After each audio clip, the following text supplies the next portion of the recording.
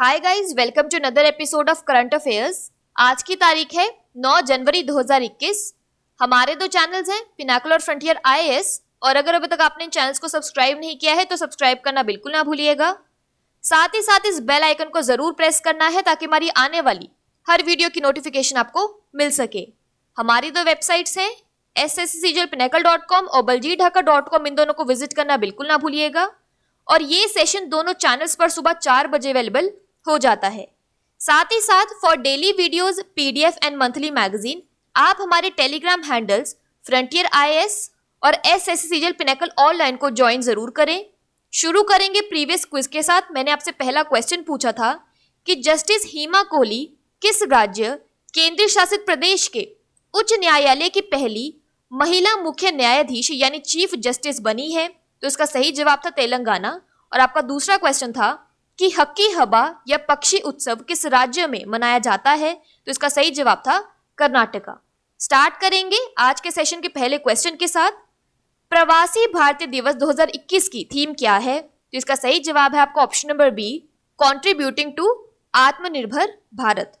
तो प्रवासी भारतीय दिवस सम्मेलन विदेश मंत्रालय यानी मिनिस्ट्री ऑफ एक्सटर्नल अफेयर्स का एक प्रमुख कार्यक्रम है और यह विदेश में रहने वाले भारतीयों के साथ जुड़ने तथा संबंध स्थापित करने के लिए एक महत्वपूर्ण मंच प्रदान करता है।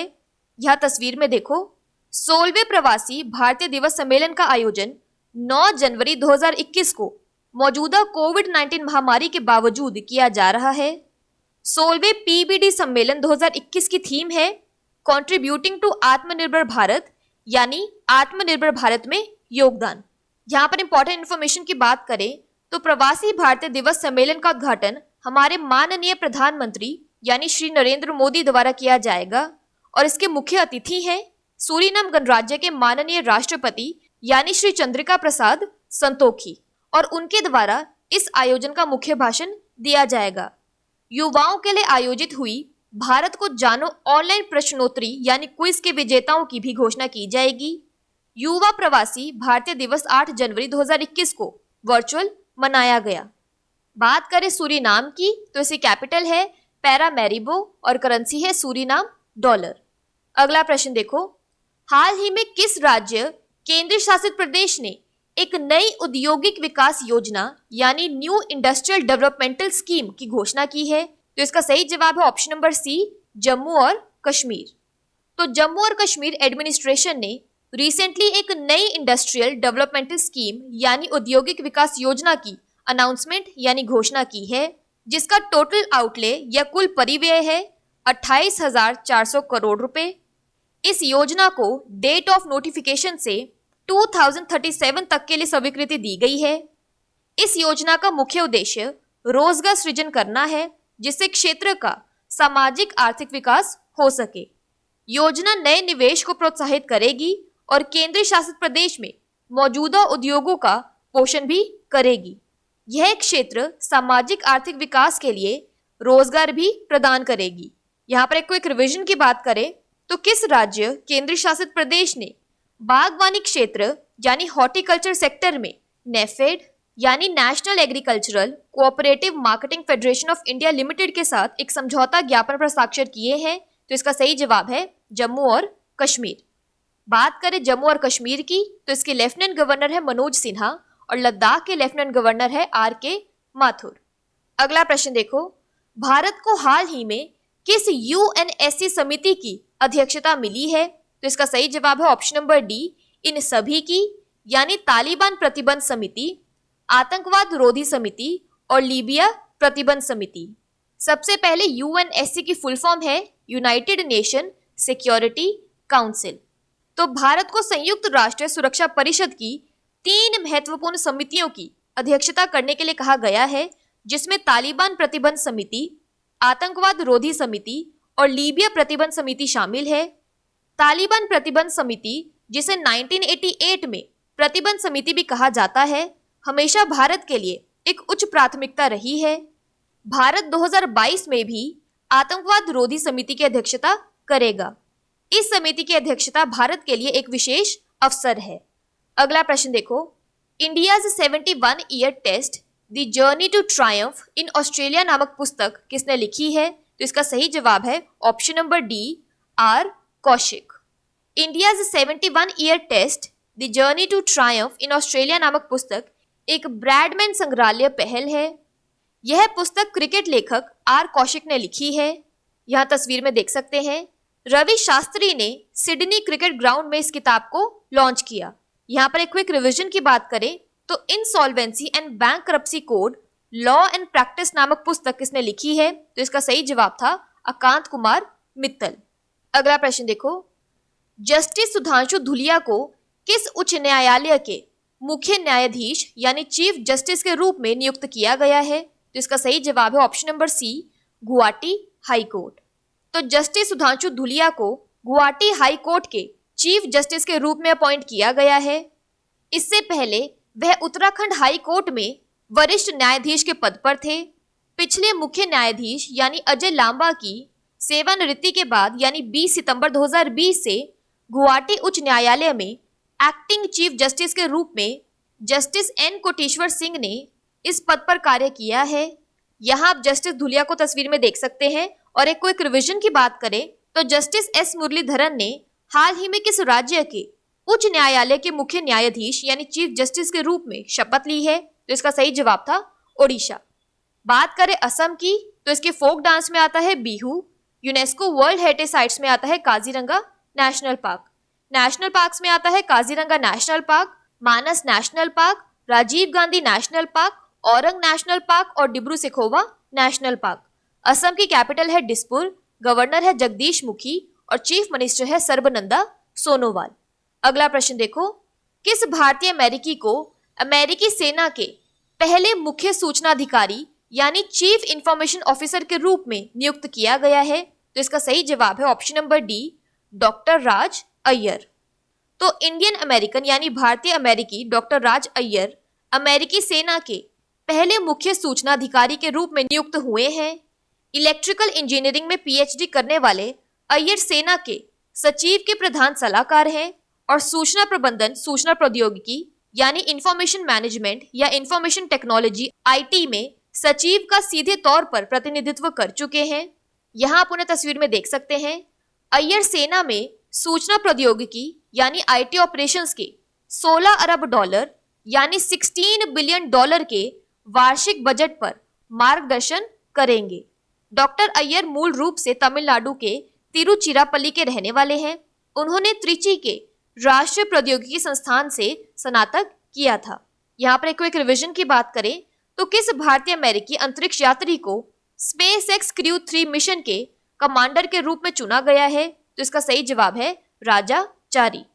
अगला प्रश्न देखो, किस रक्षा बल ने गुजरात विश्वविद्यालय के भारतीय रक्षा अध्ययन और अनुसंधान संस्थान यानी Indian institute of defence studies and research institute के साथ एक समझौता ज्ञापन पर हस्ताक्षर किए हैं, तो इसका सही जवाब है ऑप्शन नंबर सी, भारतीय वायुसेना या इंडियन एयरफोर्स। तो भारतीय वायुसेना और गुजरात विश्वविद्यालय के स्वायत्त संस्थान भारतीय रक्षा अध्ययन और अनुसंधान संस्थान ने एक समझौता ज्ञापन पर हस्ताक्षर किए हैं।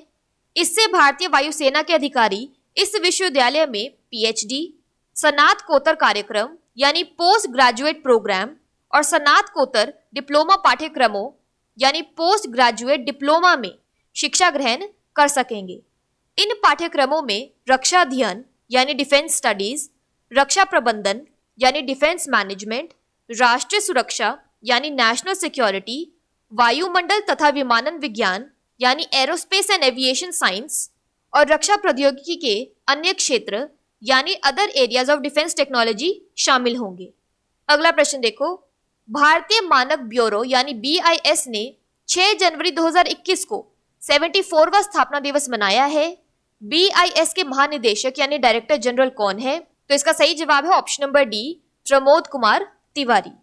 केंद्रीय रेल, वाणिज्य तथा उद्योग उपभोक्ता मामले तथा खाद्य सार्वजनिक वितरण मंत्री यानी union minister for consumer affairs, food and public distribution, commerce and industry and railways Shri Piyush Goyal ने 6 जनवरी 2021 को भारतीय मानक ब्यूरो यानी ब्यूरो ऑफ इंडियन स्टैंडर्ड्स के 74वें स्थापना दिवस समारोह में बीआईएस की खिलौना परीक्षण सुविधाओं का उद्घाटन किया। खिलौना परीक्षण सुविधाओं यानी टॉय टेस्टिंग फैसिलिटी से स्वदेशी खिलौने के विनिर्माण को बढ़ाने में मदद मिलेगी। BIS के संस्थापक निदेशक हैं पद्मश्री डॉक्टर लाल सी वर्मन और BIS के महानिदेशक हैं प्रमोद कुमार तिवारी।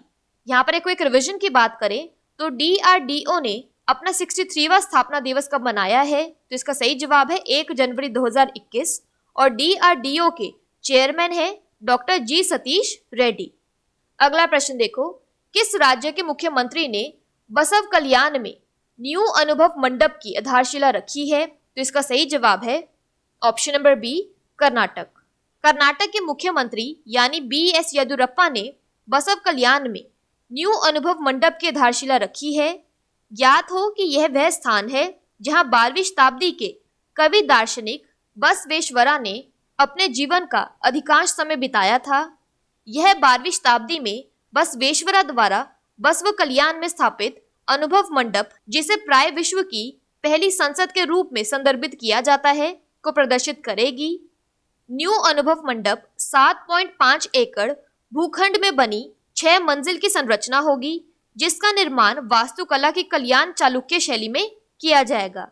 गुरु बसवेश्वरा एक भारतीय दार्शनिक, समाज सुधारक व नेतृत्वकर्ता थे, जिन्होंने जाति विहीन समाज बनाने का प्रयास किया और जाति तथा धार्मिक भेदभाव के विरुद्ध संघर्ष किया। यहाँ पर एक रिविजन की बात करें तो हाल ही में किस राज्य ने गोवंश वध रोकथाम और मवेशी संरक्षण विधेयक 2020 को पारित किया है, तो इसका सही जवाब है कर्नाटक। बात करें कर्नाटका की तो इसके डैम्स और रिवर्स में आता है कृष्णा राजा सागर कावेरी, तुंगभद्रा डैम तुंगभद्रा और Almatti dam Krishna. National parks में आता है Nagarhole national park, Anshi national park और बनरघट्टा नेशनल पार्क। कर्नाटका की कैपिटल है बेंगलुरु, गवर्नर है वाजुभाई वाला और चीफ मिनिस्टर है BS Yediyurappa. UNESCO world heritage sites में आता है हम्पी मॉन्यूमेंट्स और पत्तडकल मॉन्यूमेंट्स।